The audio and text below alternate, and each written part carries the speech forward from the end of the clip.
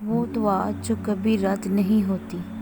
رسول اللہ صلی اللہ علیہ وسلم کا فرمان ہے، مچھلی والے یعنی کہ حضرت یونس علیہ السلام نے مچھلی کے پیٹ میں یہ دعا کی تھی، لا الہ الا انت سبحانک انی کنت من الظالمین، تیرے سوا کوئی عبادت کے لائق نہیں ہے، یقیناً میں ہی ظالم ہوں۔ کوئی شخص جب بھی کسی چیز کے بارے میں یہ دعا کرتا ہے تو اللہ اس کی دعا کو ضرور قبول کرتا ہے۔